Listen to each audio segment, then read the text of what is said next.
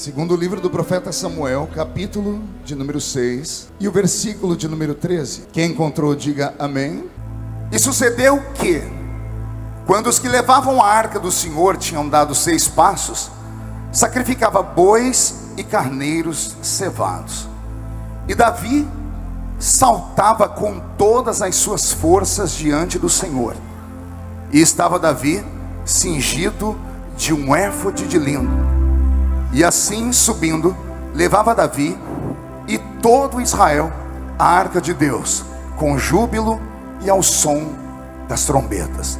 E sucedeu que, entrando a arca do Senhor na cidade de Davi, Mical, a filha de Saul, estava olhando pela janela e vendo o rei Davi, que ia bailando e saltando, dizendo diante do Senhor, e o desprezou no seu coração. E introduzindo a arca do Senhor, puseram no seu lugar na tenda que Davi lhe armara, e ofereceu Davi holocaustos e ofertas pacíficas perante o Senhor. Amém, igreja? Feche a Bíblia, coloque no banco, na cadeira, e pegue na mão da pessoa mais perfumada do seu lado. Eu tentei bonito, aquela hora não deu certo. Agora aperte a mão da pessoa com carinho até ela falar aleluia. Pentecostal que não faz barulho, está com defeito de fabricação, não é? Vamos orar? Senhor, nós oramos mais uma vez. E mais uma vez, ó Deus, o púlpito dos Gideões missionários da última hora se torna, Pai, o alimento para milhões ao redor do planeta Terra. E então mais uma vez nós invocamos a sua santa presença e pedimos ao Senhor que coloque os seus olhos neste lugar, os seus ouvidos neste ambiente, a sua voz para falar conosco, os seus pés para caminhar entre os castiçais, e as suas mãos estendidas para curar, batizar com o Espírito Santo, libertar e transformar o ambiente. Na medida em que eu estiver pregando, o Senhor tem liberdade para operar esses sinais, esses prodígios, mas não sem antes atender um outro pedido meu, Pai, que é esse: cerque este lugar com a sua presença, e num raio de 5 quilômetros, onde houver um demônio alojado, eu dou a esses demônios segundos para sumirem de Camboriú, porque se não sumirem, serão queimados pelo poder da sua glória, que aqui será derramada.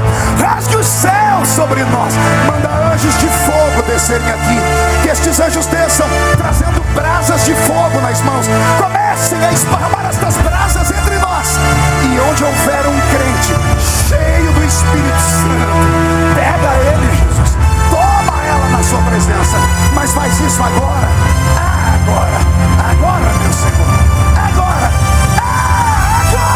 meu Senhor.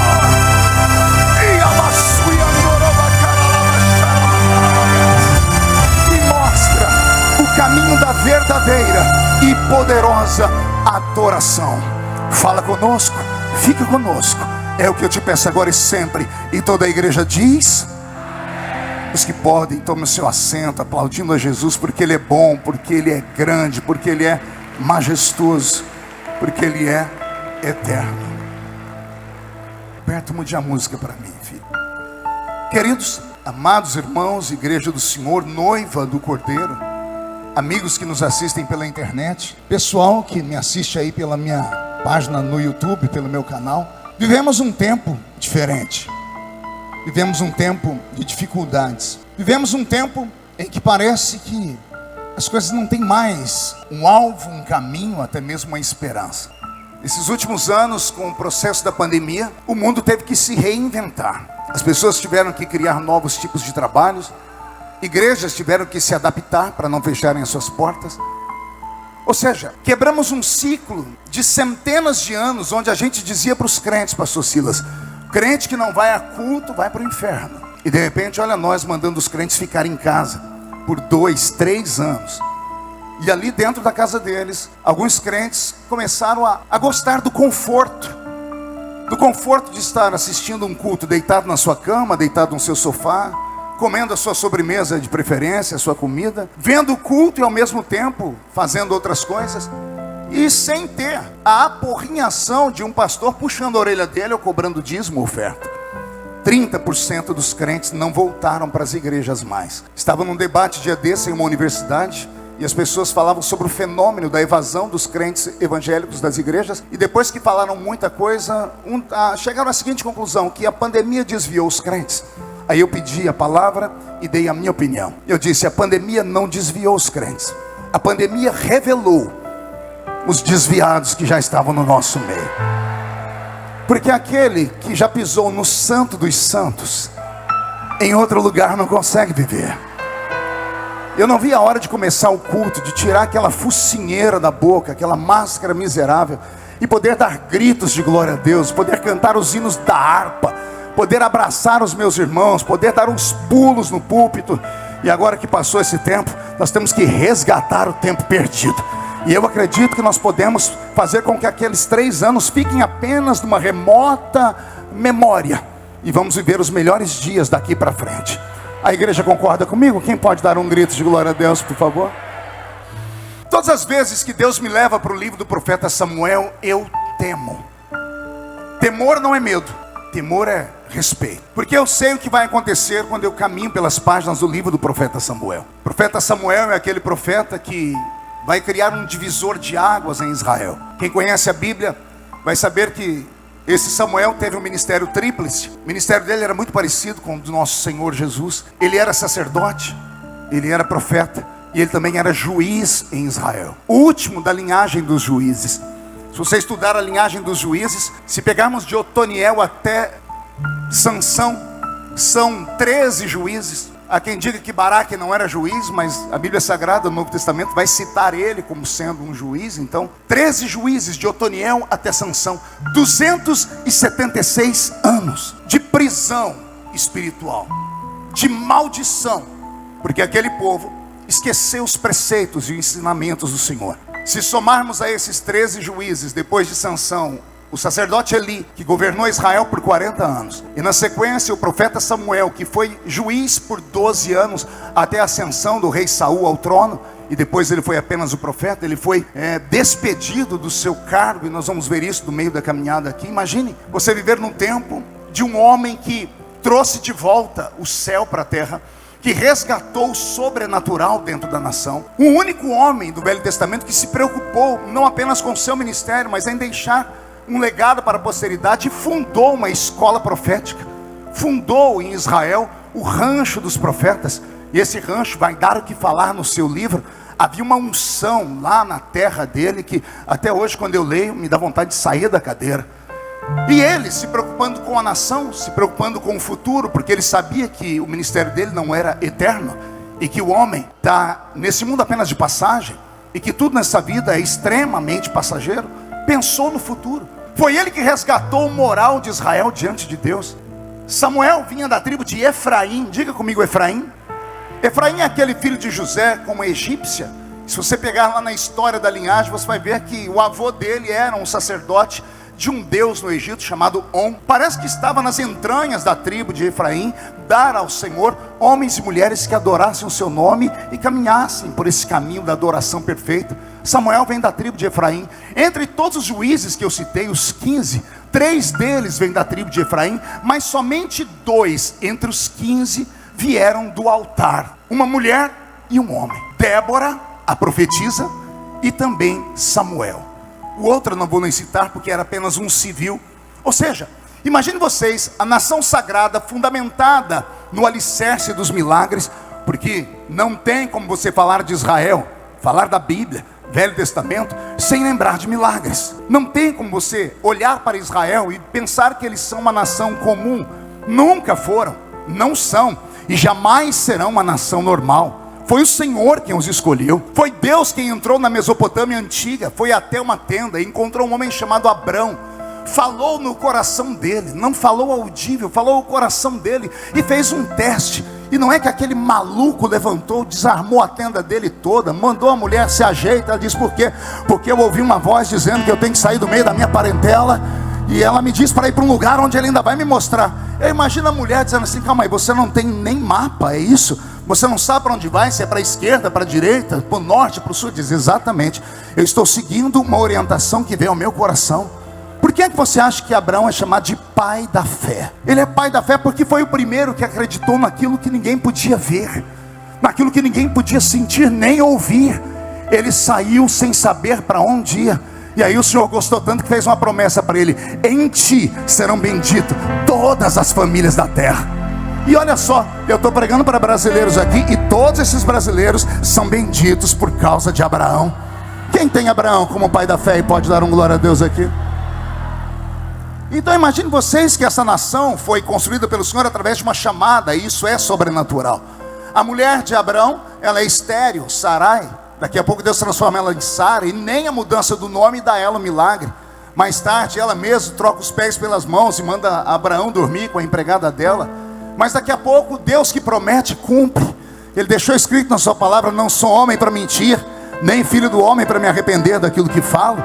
Aliás, se tem alguém aqui que está debaixo de uma promessa, fique tranquilo. A morte não pode te tocar, porque o Senhor te colocou num manto de invisibilidade. Porque quem tem promessa está proibido de morrer antes do tempo. Por quê? Porque aquele que prometeu não é homem para falar e não cumprir. E quando ele fala, ele estabelece uma lei. Então não tem bala perdida, não tem afogamento, não tem acidente de carro, não tem avião que caia, não tem Covid, não tem câncer, não tem AIDS, não tem Covid, não tem demônio no inferno, não tem homem na terra, não tem anjo no céu capaz de tirar você daqui antes de se cumprir na sua vida aquilo que Deus prometeu. Só para eu saber, tem alguém que tem uma promessa de Deus na sua vida aqui? Então, com todo respeito, como é que você que tem essa promessa de Deus na sua vida consegue ficar nesse culto olhando para o pregador com essa carinha feia, parecendo que foi batizado num pote de vinagre? Olha para o pregador com esse olho seco, parecendo olho de sapo que morreu no dia de enchente, sem brilho, sem esperança. Vem para uma reunião pentecostal de uma proposta viva do sobrenatural, mas não abre a boca nem para respirar. Vai ficar mesmo me olhando com essa boca travada, essa boca de aço, essa língua de ferro, esse queixo de concreto. Se você tem uma promessa de Deus, reage, porque a depressão sai quando você crê. O medo, quando chega, manda a fé embora. Mas quando a fé chega, ela amarra o medo e coloca o medo debaixo dos pés. Concorda comigo? Mais um grito de glória a Deus então, para empolgar o velho pregador. Israel é a nação dos milagres. A estéril vai ser mãe. E quando Deus vai fazer Sara dar à luz a um filho, pastor Gilmar, Deus tem que mexer na biologia dela e de Abrão. Porque Abrão já era velho, estava amortecido. E a Bíblia diz que já haviam terminado os dias do ciclo menstrual de Sara. E aí quem conhece os mistérios de Deus vai se lembrar que um dia Deus chamou Abraão no meio do deserto e disse: você vai me dar um sacrifício agora. E Abraão pegou um novilho para dar o sacrifício a Deus, e ele não conseguia sequer pegar os pedaços do novilho com rapidez. Ele partiu o novilho em vários pedaços, estava velho. A Bíblia diz que ele ia, pegava um pedaço de carne e colocava no altar. Aí ele voltava para pegar o outro. Demorou tanto que os urubus, as aves de rapina, começaram a voar em cima do altar para roubar dele o sacrifício. E ele tinha que se dividir entre colocar o sacrifício e enxotar as aves de rapina. Ele fez um trabalho tão forçado que a Bíblia Sagrada vai dizer que Abraão de repente olhou e viu o vento. Como é que alguém vê o vento? Ele viu o vento, a Bíblia diz que ele piscou o olho, olhou, e ele viu uma tocha de fogo passando perto dele. E ele tibum, desmaiou no chão. Alguém pensa que isso aqui são coisas sobrenaturais? Aqui não é. Abraão deixou a sua glicose ir a zero. Ele perdeu toda a força que tinha de fazer aquele sacrifício, de enxotar as aves, já estava velho. Acabou toda a força nele, ele desmaiou de verdade. Deus levou o velho ao esgotamento físico, para ninguém ter dúvida de que o milagre não tinha sido Deus que fez. Aí Deus, enquanto Abraão estava dormindo, foi lá e fez um milagre nele. Um milagre que só acredita quem é doido igual a mim. Deus mexeu no metabolismo dele. Deus mexeu no relógio biológico de Abraão. Deus rejuvenesceu Abraão. Tanto que ele acorda de noite e volta para casa, porque Sara devia ser meia juma, marruá, brava que só. Ele entra na tenda, está ela deitada. Ele vai descobrir a tenda, quando ele olha para o corpo, ele toma um susto. Tem uma moça muito bonita deitada ali. E a moça, quando abre o olho, vê um rapaz muito bonito descobrindo o corpo dela. Imagina a briga. Ela dizendo para ele: se o meu marido te pega aqui, o senhor está perdido. E ele dizendo: se a minha mulher te pega aí, você é que está perdido. O meu marido é Abraão. Ele diz: a minha mulher é Sara. E ele diz: mas eu sou Abraão. E ela: e eu sou Sara. Eu imagino Abraão pedindo licença, levantando a coberta de novo. Mas Sara, eu saí de casa, você tinha 90 anos. Eu chego em casa, você tem 18. Você saiu de casa com 100, meu amor. Você chegou aqui parecendo um garotão de 25. O que aconteceu, Abraão? Eu me encontrei com Deus no meio do caminho. E ele tocou no assunto do nosso filho que vai nascer. Eles se namoram e Sara engravida. Só que antes de nascer o filho, ele sai em lua de mel. Você acha que eu estou mentindo? Leia a Bíblia, capítulo 15, 16, 17 de Gênesis. Ele foi para o Egito passar lua de mel. Quando ele chegou no Egito, ele falou assim para a mulher dele: se alguém perguntar o que você é minha, diz que você é minha. Por quê? Porque há de ser que quem te olhar nessa beleza vai querer tomar você de mim. Quem é que quer cobiçar uma senhora de 90 anos? Fala para mim. Aconteceu algo sobrenatural. A nação de Israel não nasce por vontade humana, ela nasce por vontade divina. Acredite você ou não, está escrito. Dia desse eu estava pregando e falei com as pessoas: não interessa se você acredita ou não na lei, se você gosta dela, se você debocha dela. Lei não se discute, lei se cumpre. Se não quiser cumprir, vai pagar o preço por ela. Mas lei é essa. A lei estabelecida para o povo de Israel era esse: serão uma nação do sobrenatural. E nós conhecemos toda a trajetória deles. Vamos ver eles serem lançados dentro da terra do Egito e passarem lá uma temporada de quase 11 gerações, 430 anos. E quando o clamor deles sobe ao céu, Deus suscita entre eles um libertador, um legislador chamado Moisés. E quando esse Moisés está lá no alto do Monte Sinai, olhando para uma sarça que fumegava, mas não queimava, saiu do meio da sarça uma voz que chamou ele pelo nome. E a voz disse para ele: o lugar onde você está é uma terra santa, então tire as alparcas dos seus pés.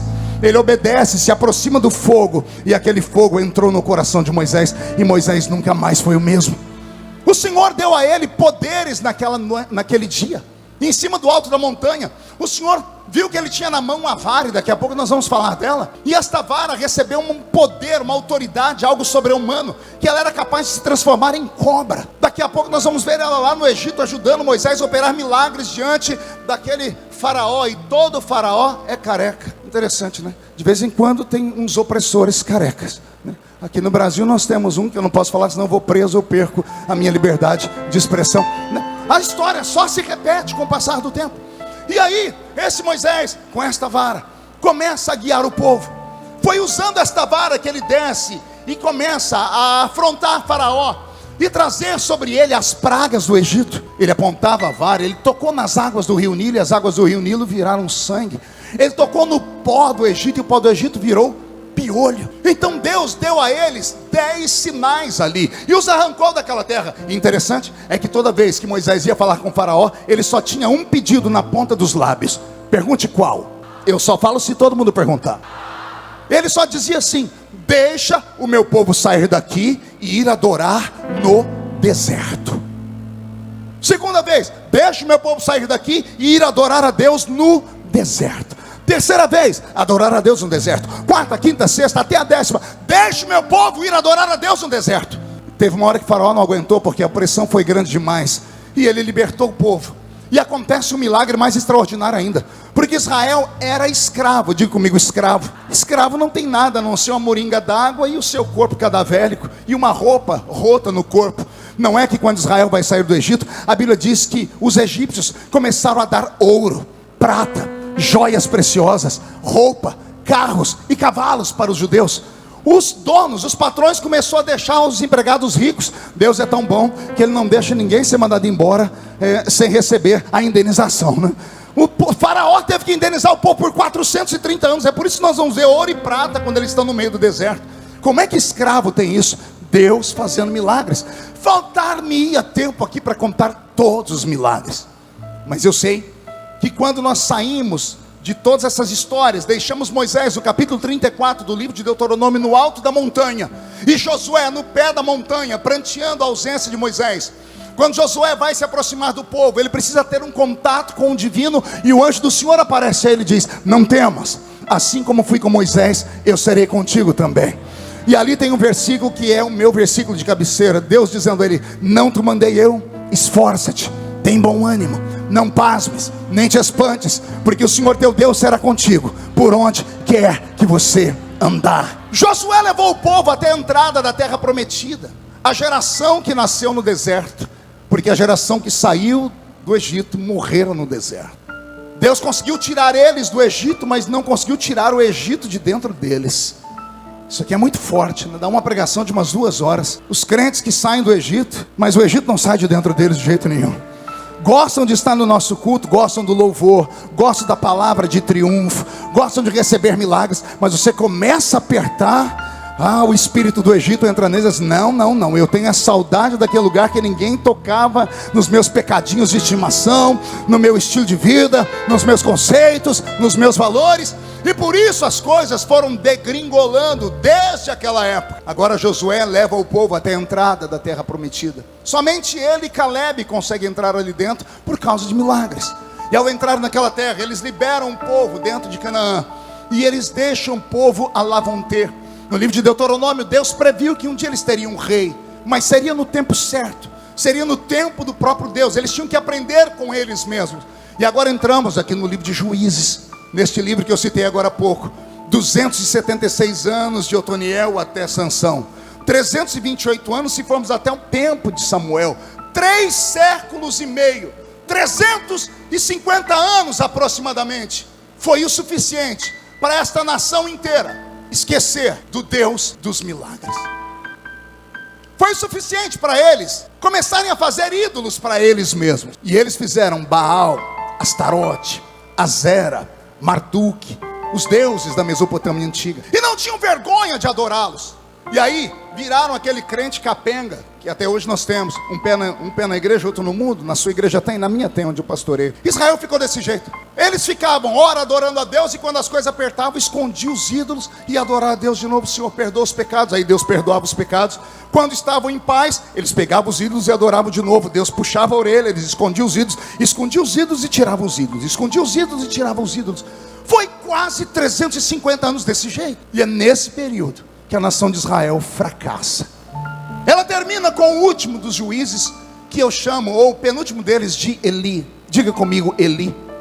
O sacerdote Eli é aquela figura da Bíblia Sagrada que a gente nunca vai compreender o que aconteceu de fato com o seu ministério. Porque o nome dele significa Deus é excelso, Deus é grande. Ele tinha só uma função: pastorear uma igreja de quase 5 milhões de membros.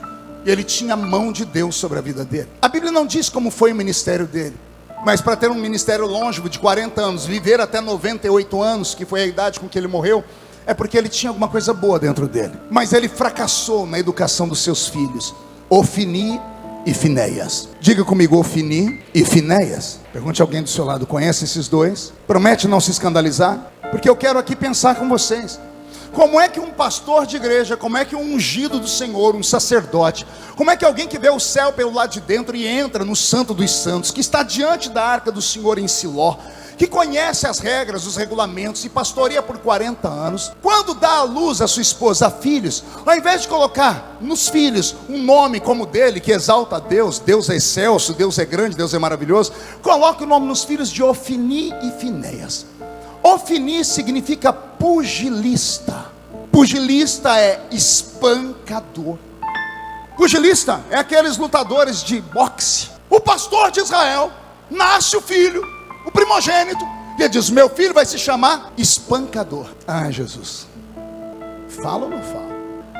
Parece que Eli, ao assumir o trono, ou o santuário do Senhor, ele acabou se perdendo no meio da sua chamada, porque começou a observar que o reino, ele oscila, e que lidar com ovelhas não é nada fácil. E parece que ele deixou o modo profético de lado e começou a entrar no modo humano. E ele sofreu tanto como pastor daquele povo, que ele falou: não quero que os meus filhos sigam o meu caminho. Nasce o primeiro filho: não, esse não pode ser sacerdote, esse aqui vai ser um espancador, um pugilista, porque eu não posso bater, mas você, filho, não vai seguir o meu exemplo não. Quando alguém tocar em você, você bate nele também, você revida, você faz a pessoa sofrer porque o seu pai sofreu. Aí nasce o segundo filho dele, Finéias. E o nome de Finéias é pior: boca de serpente,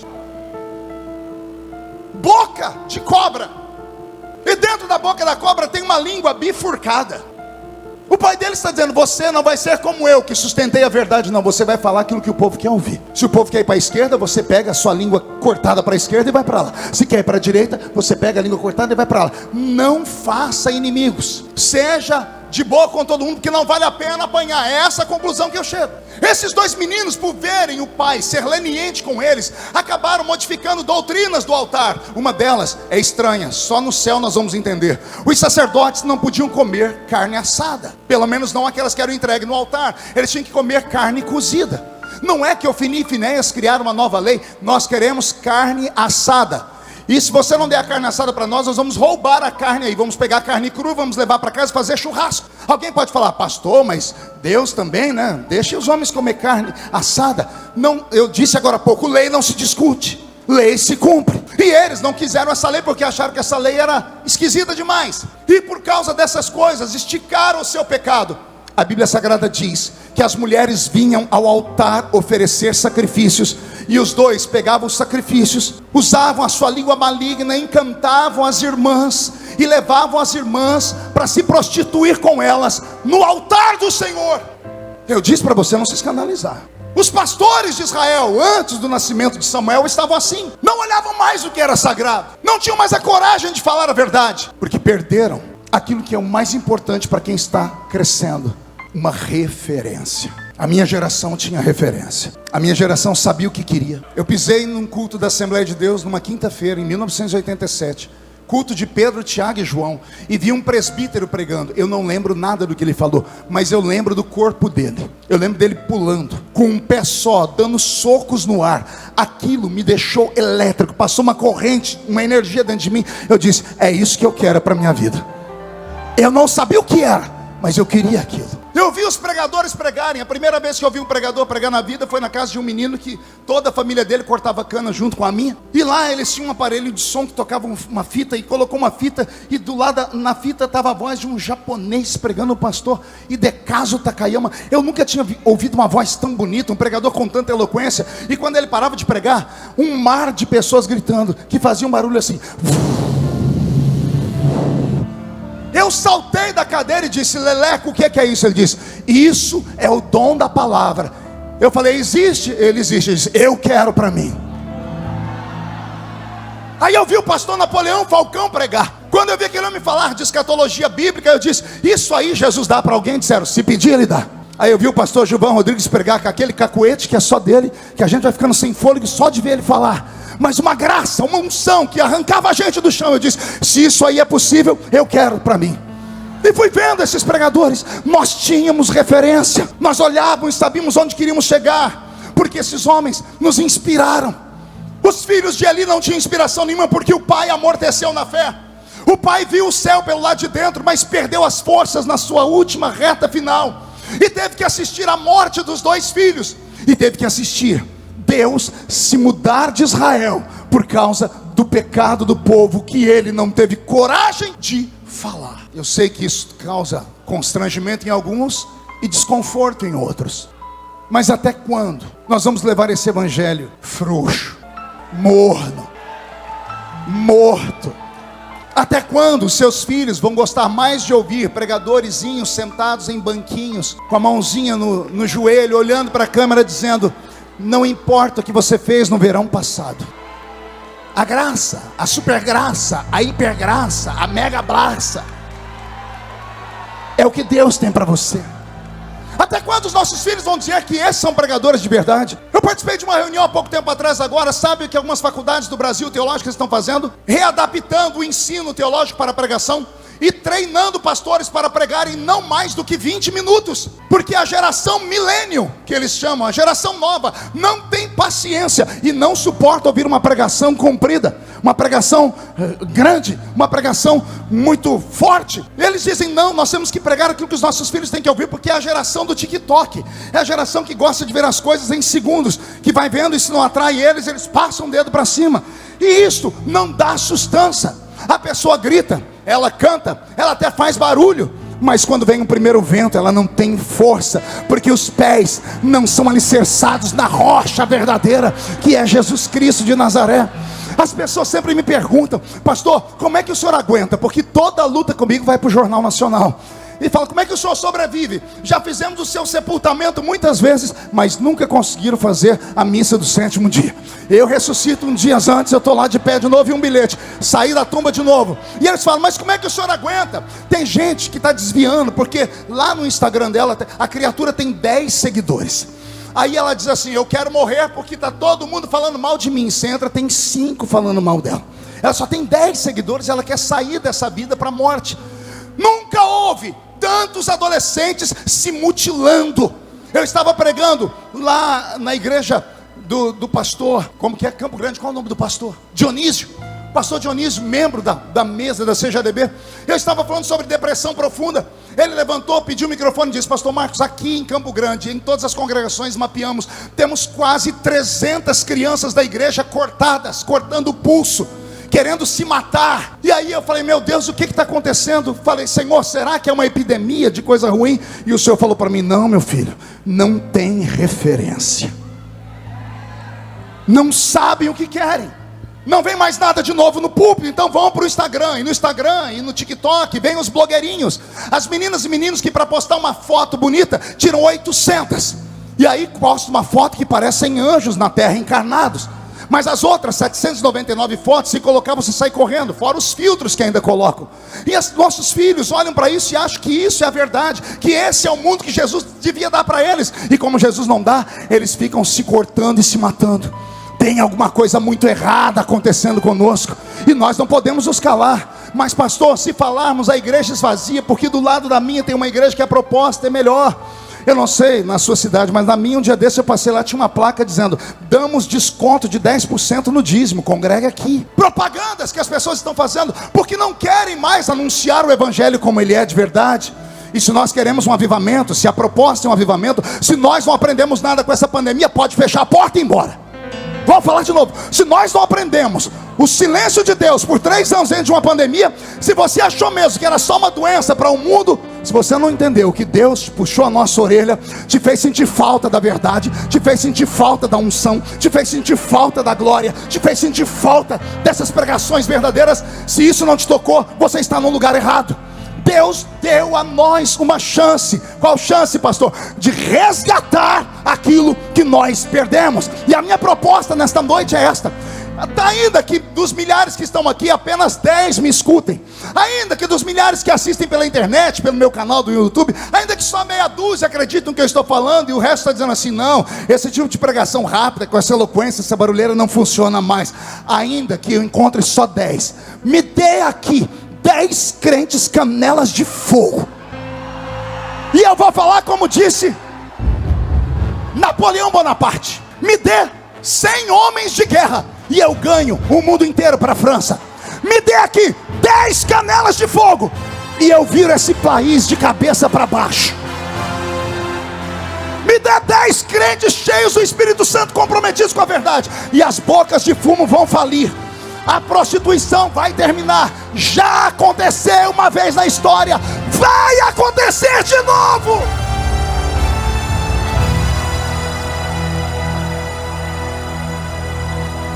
Estude teologia, mas com graça. Quem estuda teologia vai se lembrar na doutrina de eclesiologia, a história dos avivamentos, e vai lembrar do avivamento inglês, vai lembrar do avivamento através de John Wesley, de Charles Finney, de Jonathan Edwards, de Charles Spurgeon. Avivamento de santidade. No período em que John Wesley trouxe para aquele lugar a palavra da verdade, acabou a violência na Inglaterra, acabaram-se os casamentos que estavam terminando, o país entrou num complexo de pureza e santidade. Charles Finney entrou dentro de uma empresa uma vez, a presença dele fez com que os tecelões que estavam trabalhando nas máquinas parassem, tremessem e se jogassem no chão. Jonathan Edwards pregou um sermão uma vez chamado Pecadores na Mão de um Deus Irado. Os crentes da igreja levantavam os pés porque sentiam o fogo do inferno queimando a sola do pé deles. Um único sermão, pregador de um único sermão que correu o mundo todo. O Deus que fez uma vez, o Deus que fez uma vez, vai fazer de novo. E quem é que ele vai levantar, pastor? Me diga você. Quem se candidata? Quem tem coragem? De verdade, você aguenta o tranco?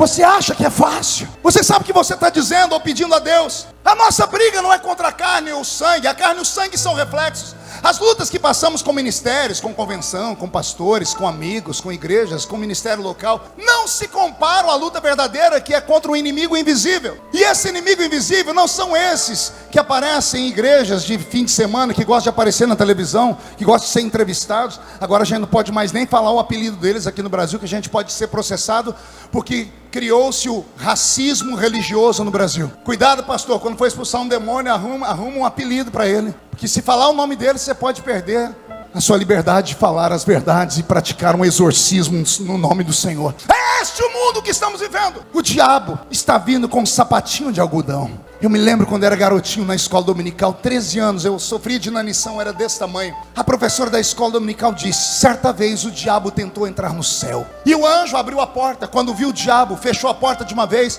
e o diabo deixou a mão. O anjo apertou a porta, e o diabo começou a gritar: ai a minha mão, ai a minha mão. E o anjo, pela sua natureza bondosa, abriu a porta para o diabo tirar a mão, e o diabo enfiou o braço. E o anjo desesperou e apertou a porta para que o diabo não entrasse. E o diabo começou a chorar: está doendo meu braço. A natureza bondosa do anjo fez o anjo abrir a porta para o diabo tirar o braço. E o diabo entrou com o corpo inteiro.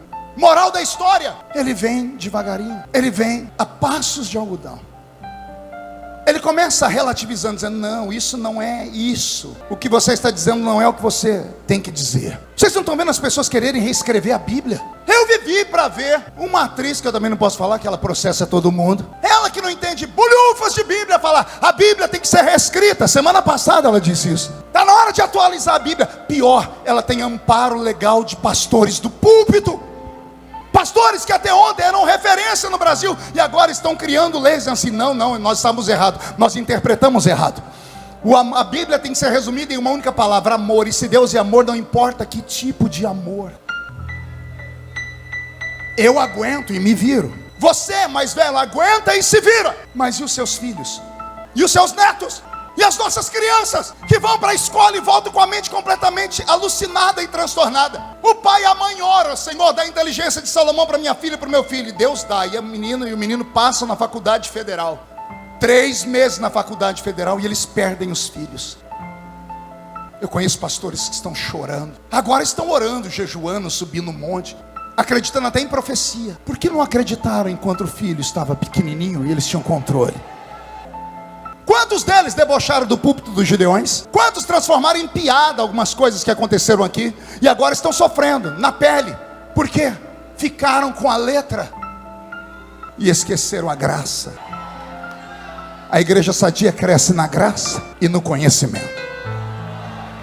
Muito conhecimento sem a graça, um povo formalista, frio e gelado. Muita graça sem conhecimento, um povo fanático e desequilibrado. Mas quando cresce na graça e no conhecimento, pode se levantar contra tal crente 11.000 demônios. 1.000 cairá de um lado, 10.000 cairá do outro lado, e ele não poderá ser atingido.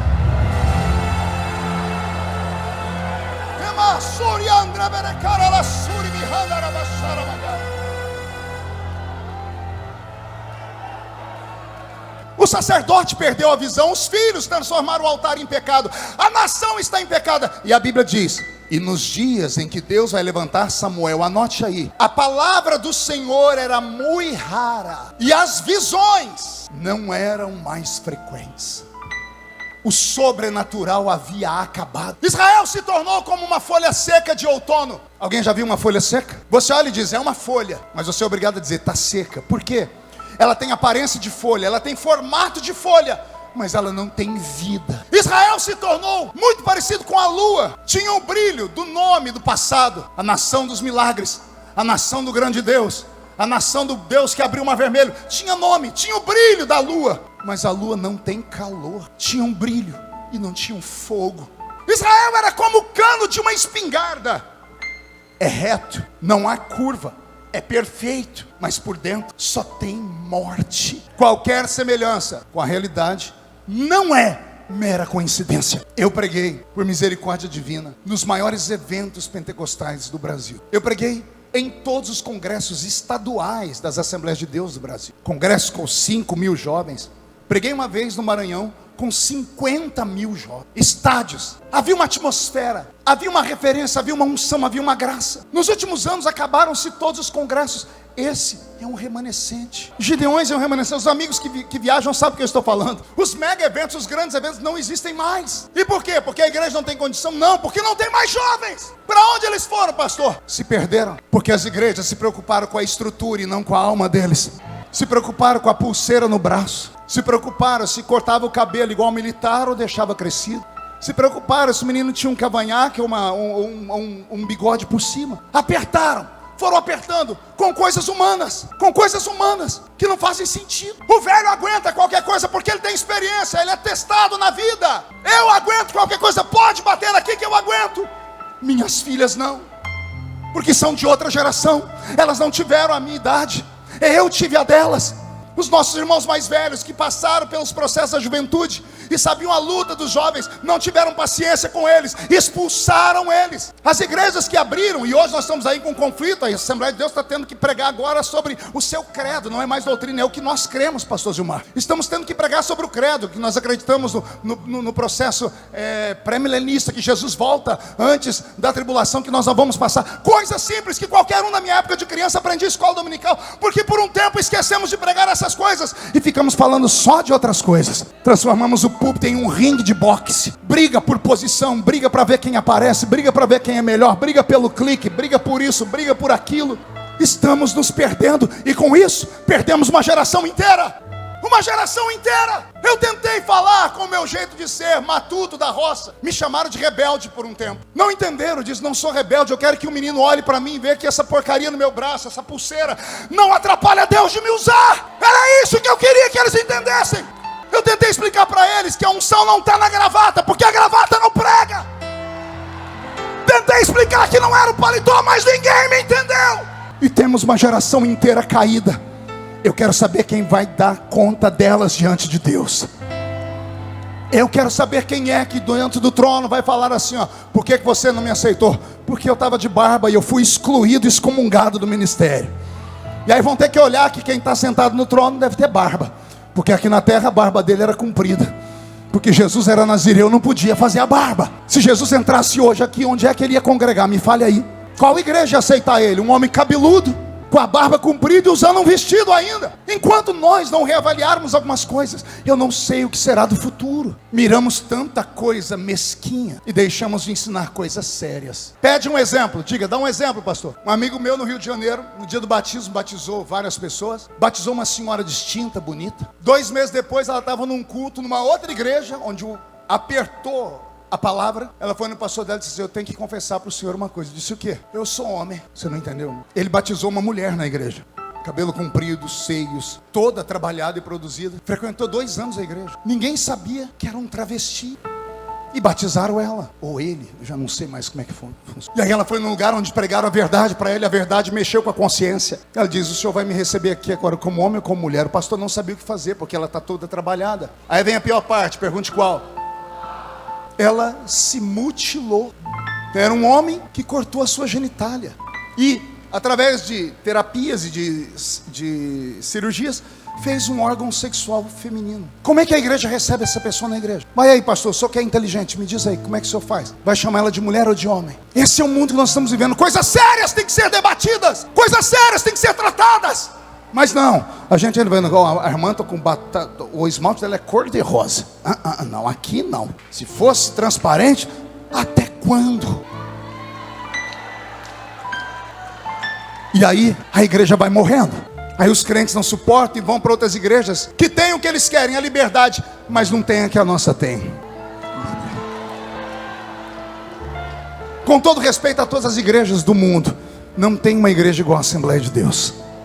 A Assembleia de Deus é uma igreja completa. Qualquer crente que sai de qualquer igreja do mundo e vai para uma assembleia, ele firma. O assembleiano firme, saiu da assembleia, não fica em lugar nenhum mais, porque ele tem o conhecimento que os outros não têm. O Senhor Deus esta noite quer restaurar o sobrenatural. Só que para Deus restaurar o sobrenatural, um outro milagre tem que acontecer. Pergunte qual? Uma estéril tem que ir para o altar chorar. Alguém tem que atormentar ele e falar: você é bonita, mas você é estéril. Você é amada, mas você é estéril. Você é rica, mas você é estéril. Aí quando Ana entende, ela vai para o santuário chorar. Deus, a riqueza, a beleza, a fama não presta para nada se não tiver ninguém para carregar meu caixão quando eu morrer. Eu quero um filho. O sacerdote está tão fora dos caminhos que ele vê a mulher e diz assim: a senhora está bêbada uma hora dessa. Ele diz: não, eu estou orando. Com vergonha ele diz: o que a senhora quer? Quero um filho, e se Deus me der eu devolvo para ele. Ele diz: pode ir embora e seja feito o desejo do seu coração. Ele ainda tinha um restinho de unção na botija dele. Daqui um tempo entra a mulher no santuário dizendo: está aqui o filho que eu orei, Deus me deu e eu vou devolver ele para o Senhor. Eu desmamei meu filho, não sei quanto tempo levou, se 1 mês, se 4 anos, o meu filho está aqui, ele é de Deus. Samuel entrou dentro do santuário e trancaram a porta. Samuel não andava pelas ruas, Samuel não ia na quitanda, Samuel não andava pelos lugares. Ele dormia no templo, ele morava no templo, ele dormia ao lado do sacerdote, ele assistia os rituais, ele fazia de tudo. E a Bíblia diz: o menino Samuel não conhecia o Senhor. Me explica, como é que alguém que está na igreja, do lado do obreiro, que está lá ouvindo, cantando, não conhece o Senhor? Você acha que é coisa da Bíblia? Não é não. Tenta falar com o seu filho, com a sua filha. Você vai ver as dúvidas que eles têm. Dúvidas reais. Terminei o culto domingo passado da minha igreja, veio uma menininha de 10 anos com a mãe dela, disse: pastor, minha filha quer falar com o senhor. Eu disse: pois não. Pastor, de onde veio Deus? E eu falei: boa pergunta. Por que você está perguntando? Porque a minha professora falou na escola, 10 anos, que Deus não existe. E eu quero falar para ela que Deus existe, porque eu nunca vi Deus, mas eu sinto Ele quando o senhor prega. Você está entendendo isso? Aí eu falei para ela: você vai dizer para sua professora que Deus é como o vento. Você não vê Ele, mas você vê a obra dele quando Ele balança as árvores. Você vai dizer para ela que Deus é assim, que nós acreditamos em Deus pela fé, que Deus não veio de lugar nenhum, Ele sempre existiu. Como é que você explica isso para uma criança se ela não tiver experimentado a presença do Eterno? Os nossos filhos nem batismo com o Espírito Santo recebem mais. Você já percebeu isso? Tem que marcar culto especial para batismo com o Espírito Santo. Tem que marcar um culto especial para ter uma cura divina. Ah, saudade da roça. Não tinha teclado, era pandeiro e sanfona, o presbítero com 2 dentes na boca, o zagueiro, o atacante, a barriga lá, cemitério de frango, cantando o hino da harpa. Foi na cruz onde um dia eu vi meus pecados castigados por Jesus. E Jesus batiza com o Espírito Santo um crente aqui, batiza outro ali. Tinha um sininho, o presbítero parava o hino e tocava o sininho: quieta. Ah, mas Jesus batizou com o Espírito Santo. Não importa, quieta. Depois fala em línguas, agora não, agora é hora de cantar. Olha, teve uma época que nós tínhamos que falar para os crentes parar de fazer barulho. Hoje não, a gente tem que falar: gente, faz barulho. E na ausência do barulho nós começamos a inovar. Trouxemos as palmas que antigamente a gente não tinha. Trouxemos o fundo musical que antigamente a gente não tinha. Tivemos que, no vácuo do silêncio, criar outro tipo de barulho. Aí os nossos cultos ficaram pedantes. Não, pastor, pastor, o melhor momento do culto é aquele que na hora do louvor eu choro, pastor. Você chora em casa, querida, escutando Gustavo Lima. Quando ele diz: sou homem de família, a senhora abre a boca a chorar. Assistindo o filme do Titanic, naquele momento em que o Leonardo DiCaprio afunda nas águas do rio, com a boquinha azul dizendo: tchau, Rose. Eu nunca entendi porque que ele não subiu em cima daquela tábua que cabia ele, a mulher dele, a mãe dele, o pai. Mas não, ele resolve se suicidar. A senhora chora. Choro, emoção, só tem a ver com alma. Nós precisamos edificar o nosso espírito, a nossa psique, a nossa mente, a nossa parte divina. A falta do conhecimento está nos levando para dentro de um abismo. Vou falar uma coisa que dói, me machuca, quando às vezes alguém me manda um link de um TikTok e tem alguém fazendo piada com língua estranha, com gente pulando, manifestação divina. Se a pessoa tem o dom de discernir espíritos, vai lá e repreende. Se ela não tem, fica quieta. Mas não, nossos filhos estão debochando, falam línguas estranhas assim com um amigo só para tirar um sarro. Um velho de cabelos brancos pregando verdades como essa já não inspira mais confiança em ninguém.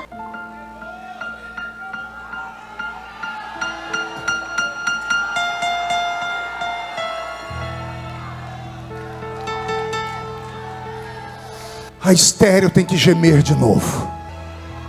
A estéril que é rica, que é bonita, que é amada, tem que ir para o altar e gemer de novo, dizer: eu quero voltar a dar a luz. Isso aqui é só para quem entende. Temos uma igreja rica, bonita, amada, mas estéril. Ela precisa ir para o altar de novo. Ela precisa chorar. E se os sacerdotes não entenderem o clamor dela, pedindo um avivamento, pedindo um renovo, não interessa. Ela não pode recuar e dizer: eu quero que Deus abra minha madre, porque eu quero dar à luz ao maior avivamento que esta geração vai ver, que esta igreja vai ver, que este país vai ver, que esta nação irá sentir. Porque o menino Samuel, trancado no santuário, tocou o coração de Deus. Um dia Deus foi lá no quarto do menino e disse: Samuel, Samuel. Ele levantou e foi até o profeta, até o sacerdote ali. O senhor me chamou? Ele: não, volta a dormir. Ele dormiu de novo, e lá vem de novo a voz: Samuel, Samuel.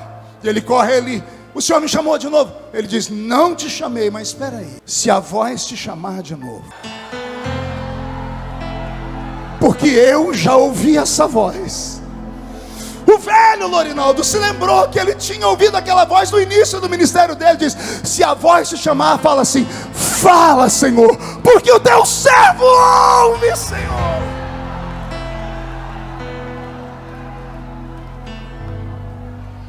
Samuel foi para o quarto, Deus falou com ele, e Deus disse: eu estou te levantando, e você vai restabelecer o ministério do sobrenatural em Israel.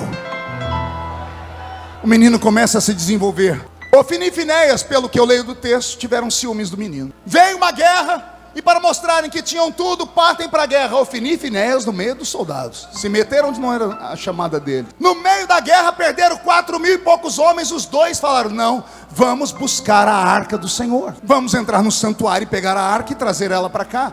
Nossos pais usaram, nós também podemos usar. Eles esqueceram que a arca caminhava enquanto não havia um lugar para ela. Lá onde eles estavam, havia uma terra só para a arca. A cidade de Siló era só para a arca. Era um lugar santo, a arca não podia sair dali. Não era a arca ir até eles, quem quisesse ir até a arca. A arca representava a presença de Deus. Não era Deus correndo atrás das pessoas, eram as pessoas que tinham que correr atrás dele. Apanharam com arca e tudo. 30.000 soldados morreram. Ofni e Finéias morreram. Sobrou um soldadinho de chumbo da tribo de Benjamim, que voltou para a cidade onde estava o sacerdote Eli. Quando Eli viu o menino, puxou uma cadeira, sentou e disse: me conta, como é que foi lá? A Bíblia diz: Eli estava preocupado com a arca, não era nem com os filhos. Aí o menino começou a dizer: houve grande morticínio em Israel, 30.000 homens foram mortos. Ofni e Finéias, teus filhos morreram, não aconteceu nada. Aí o menino disse: a arca de Deus foi roubada. Eli se assustou, tomou um capote, caiu. A Bíblia diz que ele era pesado, o pescoço dele envergou e quebrou o pescoço. Morreu o sacerdote e os 2 filhos no mesmo dia, como Deus havia dito a Samuel que aconteceria. A mulher de Finéias, do boca de serpente, entrou em trabalho de parto. O parto foi duro e ela estava morrendo. A parteira tentou agradar ela, disse: nasceu um menino, põe o nome nele bonito, põe o nome nele que exalta a Deus. A Bíblia diz que ela ignorou e falou: o nome do meu menino será Icabô, que significa foi-se a glória de Israel.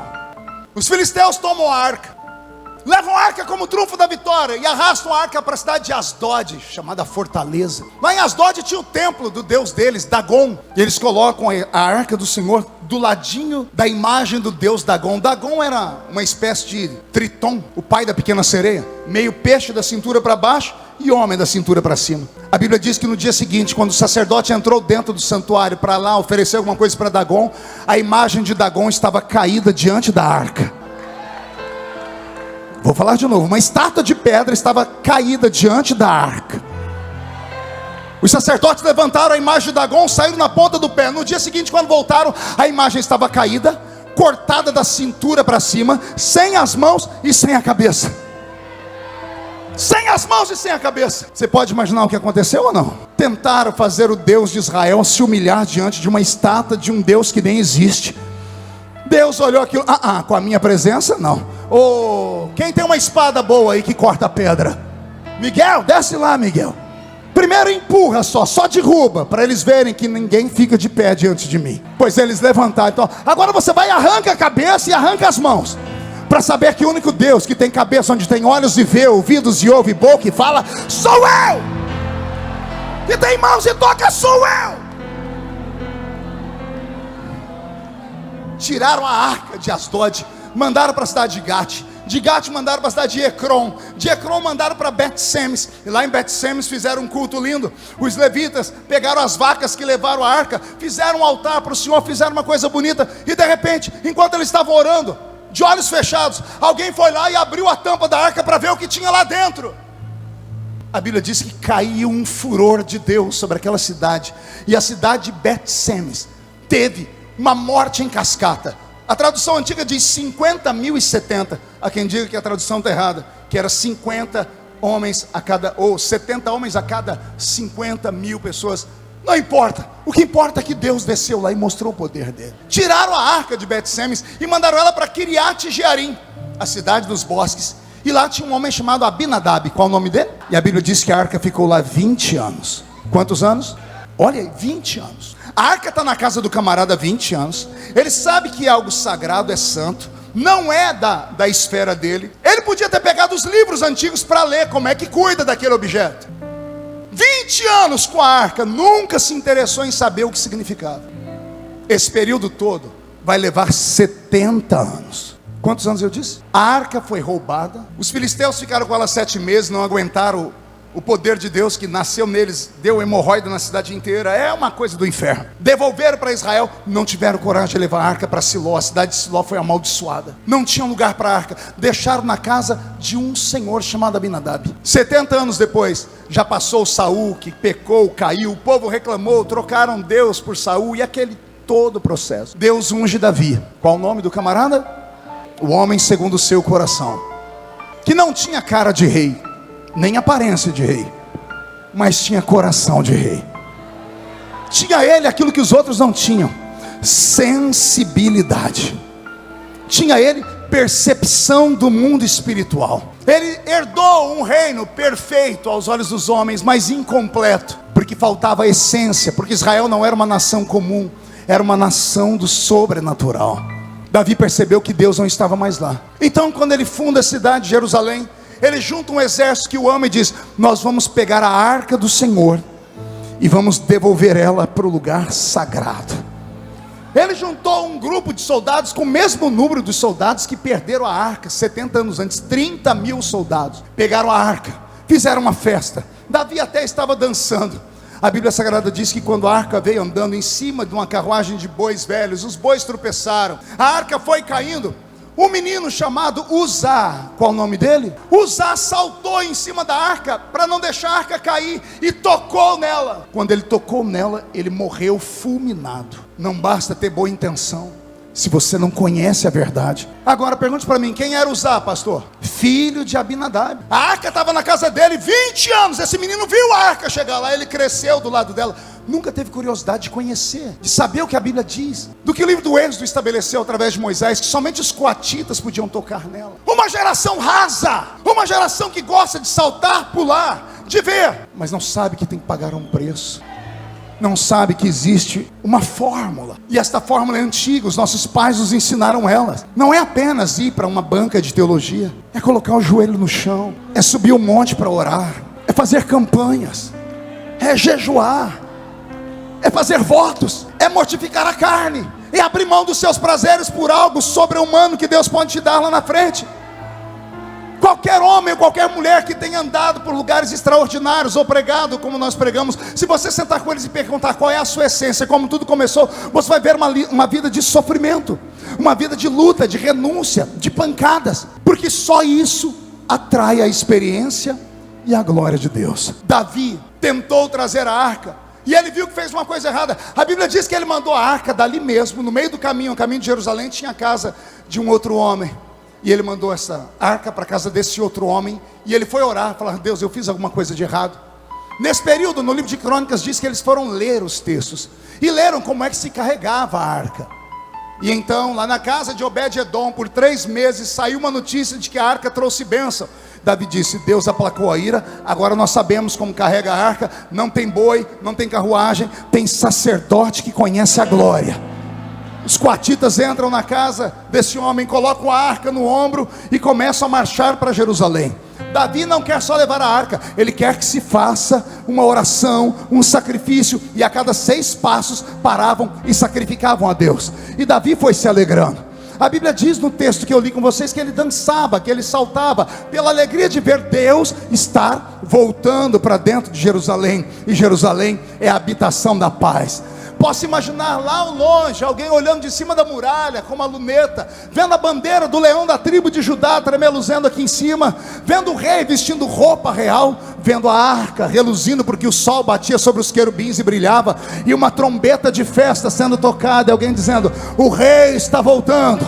O povo abre a porta da cidade e todos esperam Davi, o rei, entrar para dar um grito, um aplauso a ele. E quando Davi, ao invés de entrar, manda que a arca entre na frente, o povo fica em silêncio, porque o povo não conhecia a arca, não entendia a história de arca, não conhecia nada de Bíblia, não conhecia nada de Deus, não conhecia nada de glória. Mas quando Davi entrou, clamaram, aplaudiram, dançaram. O rei, quando viu aquilo, saltou do cavalo e tirou a sua coroa, chamou um grupo de soldados, fez um biombo humano e foi arrancando roupa de rei, e pediu uma estola sacerdotal, um éfode de linho branco. E Davi colocou uma roupa de sacerdote, um pano com um buraco no meio, um lençol. Só tinha a cintura amarrada por uma corda. Quando abriram o biombo, está lá Davi. A mulher de Davi estava em cima do palácio. Quando viu o marido, a Bíblia diz que Davi estava vestido como um vadio. Foi o que disse Milca, a filha de Saul. Ela sentiu nojo do marido, porque viu o marido vestido daquele jeito e dançar diante da arca. Davi não estava dançando para ela, Davi não estava dançando para aquelas pessoas ali. Davi estava nem aí para o que as pessoas estavam dizendo ou pensando. Davi sabia para quem ele estava dançando. Imagina os levitas com os saltérios, instrumentos, tocando as suas músicas, e Davi iniciando uma dança, mão para trás, mão para frente, cabeça encurvada, e de repente Davi vai bailar e vai dançando. E na medida que ele vai dançando, Milca vai sentindo nojo.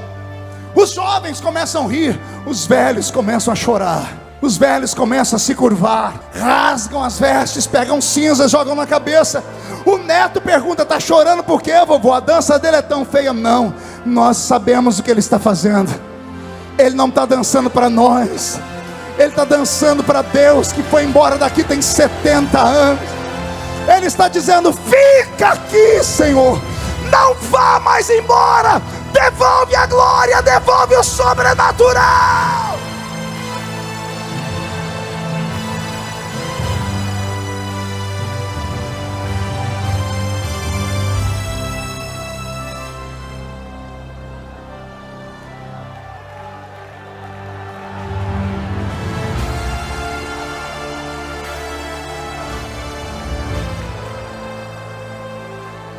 Vai acontecer um avivamento. Não me interessa se creem, se não creem. Vai explodir uma glória sobre a nossa nação. Eu não sei de onde vai vir.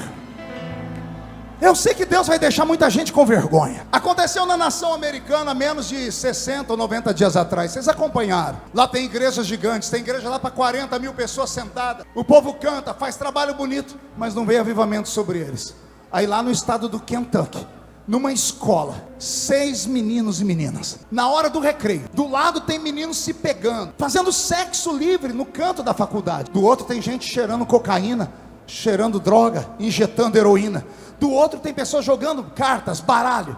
Do outro tem gente no TikTok azarando. Aí tem 6. Vamos ali naquela capela orar. Não ouviu? Vou falar assim: vamos deixar o recreio e vamos entrar naquela capela para orar. Mas quem é que vai estar pregando lá? O Marco Feliciano? Não. Quem vai estar cantando? Não, só nós.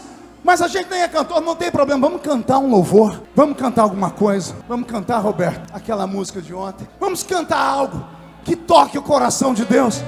Vamos tentar ver se Deus nos escuta. E mal sabiam os homens que Deus estava olhando para aquele lugarzinho com meia dúzia de meninos. O vento, ele assopra onde quer.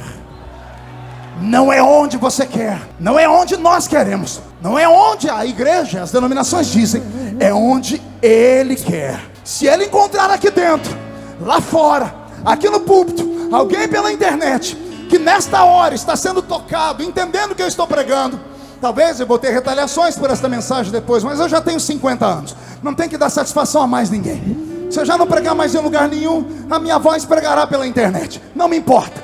Mas eu não posso mais guardar dentro de mim o que eu tenho visto nesses últimos dias. Não aguento mais ver a prostituição do evangelho. Não aguento mais ver as igrejas se esfriando. Não aguento mais ver a santidade se esvaindo. Deus, visita o seu povo de novo. Eu poderia estar em qualquer outro lugar, mas tua glória me atraiu, tua presença me atraiu. Tentei me esconder por medo de não viver, mas tua glória me atraiu, tua presença me atraiu. É que a sarça pegou fogo e não se consumiu, e a voz que saiu dela um dia me atraiu, e o meu coração queimou até que descobriu que um dia com a tua glória vale mais que mil. É que a sarça pegou fogo e não se consumiu, e a voz que saiu dela um dia me atraiu, e o meu coração queimou até que descobriu que um dia da tua glória, um dia da tua glória vale mais que mil. Oh, eu poderia estar, Olha Deus aí, em qualquer outro lugar. você poderia estar em qualquer lugar, mas você está aqui. Glória me atraiu, sua presença me atraiu. Pensei me esconder,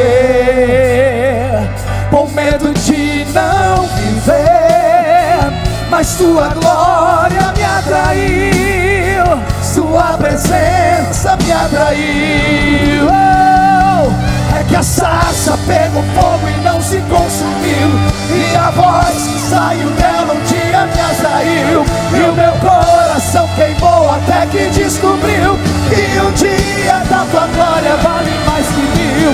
É que a sarça pegou fogo e não se consumiu, e a voz que saiu dela um dia me atraiu, e o meu coração queimou até que descobriu que um dia da tua glória, recebe esta glória vale mais que mil.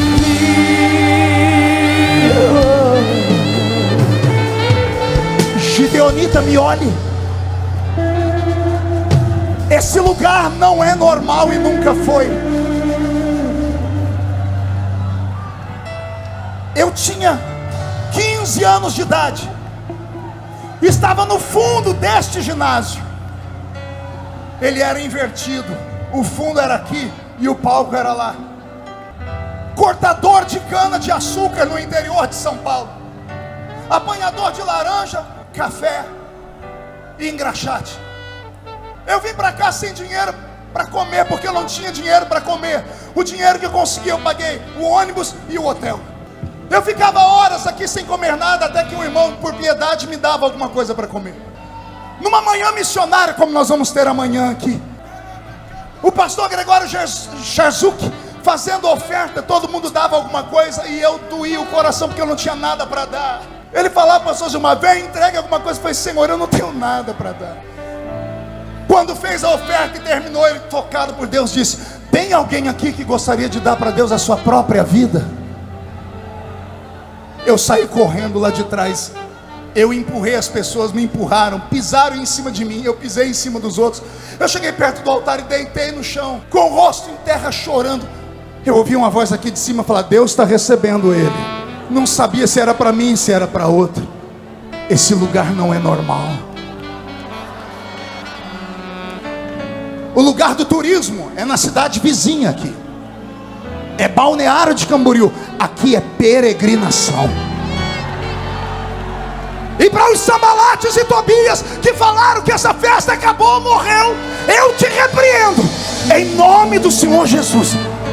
Porque se ninguém pode falar, eu posso, porque eu nasci nessa tribuna, eu nasci aqui. Eu sou prova de que Deus pega o menino do mato e coloca entre os príncipes da terra, só por causa de uma coisa: Porque quando eu entrei aqui, eu vi o sobrenatural ser restaurado. Você crê no que eu estou dizendo?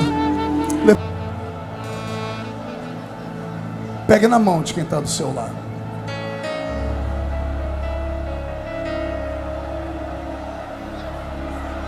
Quero me dirigir aos itinerantes daqui.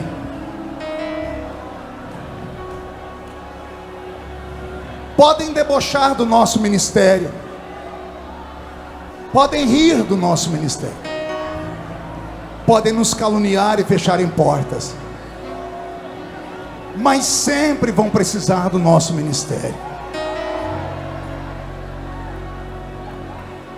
O primeiro itinerante da Bíblia foi o profeta Samuel, porque a Bíblia diz que ele saía de Ramá para Gilgal, de Gilgal para Gate, de Gate pelas cidades.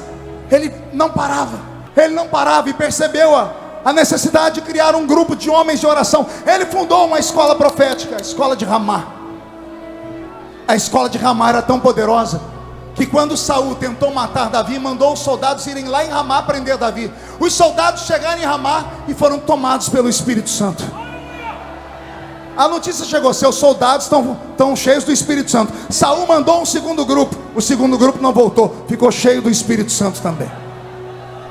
Saul mandou o terceiro grupo, 1 Samuel 19. O terceiro grupo foi e não voltou, ficaram cheios do Espírito Santo. Saul disse: eu quero ver. A Bíblia diz que quando ele entrou na cidade, o Espírito do Senhor pegou Saul. O endemoniado, o assassino, ficou cheio do Espírito Santo. A Bíblia diz que ele rasgou a roupa e ficou pelado a noite inteira cantando. As pessoas diziam: é Saul que está profetizando? Porque havia uma unção na vida de Samuel. Aos amigos e irmãos itinerantes, não parem, não desistam. Não é fácil, mas vale a pena. Tentem levar a vida da melhor maneira possível, mas sempre respeitando a noiva. Nunca deixe a noiva se apaixonar por você, porque o noivo é ciumento. Trate a noiva como noiva. Não dê para ela comida que sobra. Gaste tempo estudando para pregar uma mensagem que tenha começo, meio e fim. Edifique a noiva. Esquece esse negócio de pregar 20 minutos, a não ser que exijam de você. Mas se te derem tempo, mostre que ainda há palavra no altar. E destrave o céu sobre a igreja. Porque o Deus que operou uma vez, Ele vai operar de novo. Eu estou com o meu corpo todo arrepiado. Alguém está sentindo ele aqui? Vai acontecer algo extraordinário. O Deus de Samuel está visitando Camboriú nesta noite. Está olhando para homens e mulheres que são inexpressíveis, mas que em breve serão destacados e colocados em lugar de honra. Vai vir sobre você uma sabedoria tão grande, mas tão poderosa, que as pessoas não vão compreender, não vão entender. E não é para compreender, nem é para entender. Milagre não se explica, se recebe. Vai haver uma movimentação. Você não vai voltar para sua casa igual você chegou nessa festa. As pessoas vão achar o seu rosto diferente, o seu corpo diferente. Vai haver uma mudança na sua voz, no jeito de pensar, de andar. Vão achar que você enlouqueceu. Aí nisso você pode concordar. Aí você vai dizer: estou louco, louco por um avivamento. Porque o Deus que nós servimos nunca mudou. Ele só precisa encontrar alguém que tenha coragem de buscar a arca de volta. E eu termino aqui, escute. Trazer a arca é trazer de volta o que está dentro dela. E o que está dentro dela, pastor? As tábuas da lei. E o que está escrito nas tábuas da lei? Não terás outros deuses diante de mim. Não farás para ti imagem de escultura. Não tomarás o nome do Senhor em vão. Lembra-te de guardar o dia sagrado, que para nós hoje é o domingo. Honra teu pai e tua mãe. Não matarás. Não adulterarás. Não furtarás. Não dirás falso testemunho contra o teu próximo. Não caluniarás. Não cobiçarás nada do que o amigo ou seu parente tenha. Quando a arca foi roubada as leis, e ninguém mais obedecia nada. Vivemos esses dias, as pessoas estão adorando outro Deus no lugar de Deus. Homens estão tomando o lugar dele. Porque quando a arca, que é o trono de Deus, vai embora, nasce o trono de Saul. As pessoas estão fazendo imagens para elas. Nossos filhos estão adorando cantores, pastores, pregadores. Brigam, se matam por eles. Não tomarás o nome do Senhor em vão. Estão falando em nome do Senhor em vão. Na internet, espíritos contrários, dizendo que tem o espírito da mata, o espírito do capeta. Pare de correr atrás de adivinhos. Falarei de novo e não reterei. Pare de correr atrás de adivinhos. A palavra do Senhor é suficiente. A palavra do Senhor é suficiente. Não troque o seu domingo de adoração por praia, por churrasco com a família, por capítulo do Big Brother, por cinema com seu amigo. O domingo é o dia do Senhor. Voltemos a adorar a Deus de manhã na escola bíblica dominical, ensaio da mocidade, cultos, e à noite o culto de adoração a Deus vivo. Honra teu pai e tua mãe. Se não respeitar o seu pai e sua mãe, você vai morrer cedo. Se não respeitar o velho e a velha que te colocaram nesse mundo, sua vida será encurtada na terra. Respeite os cabelos brancos do seu pai e da sua mãe. Respeite a fé deles. Se você não os entende, peça a Deus entendimento, mas não tripudie em cima dos velhos. Não matarás. Não mate o ministério do seu irmão. Não mate os sonhos da sua irmã. Não adulterarás. Santidade a qualquer custo. Aguente, por favor, o tempo de adaptação do casamento. Não troque de esposa, não troque de esposo. Falarei de novo. Ah, pastor, não importa. E não vou pedir desculpa aos meus amigos. Não troque de esposa, não troque de marido. Aguenta. Porque o problema não é você, são seus filhos. Porque eles olham para você. Se não deu certo o seu casamento, eles terão insegurança e não vai ter alegria no casamento deles, e se é que vão casar.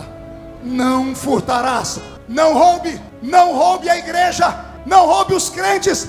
Não fabrique campanhas para tomar dinheiro do povo. Não faça qualquer coisa para poder pagar o aluguel, para poder manter o programa de televisão. Não faça. Respeite a noiva. Não roubarás. Não furtarás. Não dirás falso testemunho contra o seu irmão. Para de caluniar. Para de falar do que você não sabe. Para de propagar mensagem de sites que fofocam a vida dos crentes. Pare de, no afã de chamar a atenção de alguém. Oh, você viu que mandaram aqui para mim? Estão falando de você. Eu estou orando por você. Dá nada, seu mentiroso. Está mandando aquilo para entristecer o coração do outro. Pare de caluniar o seu próximo. Não cobiçarás, seu invejoso de uma figa. O que é meu, tem meu nome, meu tamanho, meu número, meu endereço. O que é meu, boi não lambe. O que é seu, ninguém tira. A porta que Deus abriu para mim, ela é minha. Se você tentar atravessar ela, você morre. O senhor é louco, pastor? Pergunte para Faraó o que ele fez. A porta que Deus abriu para o povo dele, os egípcios foram entrar, morreram todos. Não precisa ter inveja. Deus é suficiente para te dar mais do que você precisa. A arca roubada foi embora. O vaso de ouro com maná. O vaso de ouro. Me lembra aqui, no livro de Gênesis, quando Eliezer foi buscar Rebeca para entregar para Isaac. Quando Rebeca aceitou vir, ele deu para ela joias de ouro. Diga comigo, joias de ouro. Adorno espiritual. Quando a glória de Deus vai embora, os dons desaparecem. O maná é a palavra revelada. É a palavra sem mistura. É a palavra sem vício. É a palavra que cura, que liberta, que transforma. Não esse evangelho xoxo pregado. Quando a arca vai embora tudo isso. Vai embora a vara de Arão que floresceu. E aqui eu termino. A vara de Arão que floresceu é a mesma vara de Moisés. Arão e Moisés dividiam a vara. Por quê? Porque esta vara foi testemunha lá do Sinai. Esta vara foi diante de Faraó e mostrou o poder de Deus. Foi com esta vara que Moisés, tocando na água do mar, o mar vermelho se abriu. Quando a arca vai embora vai embora o início de tudo, vai embora o princípio, vai embora as lembranças de como tudo começou. A ausência da glória está nos fazendo perder tudo. Se você olhar por cima da igreja com uma visão que eu tenho, você vai encontrar poucas pessoas de cabelos brancos. Uma geração inteira se foi. Era para ter novos cabelos brancos na igreja, mas não temos, porque uma geração inteira se desviou. Temos nós, que nessa noite estamos aqui chorando, dizendo: Deus, faz de novo.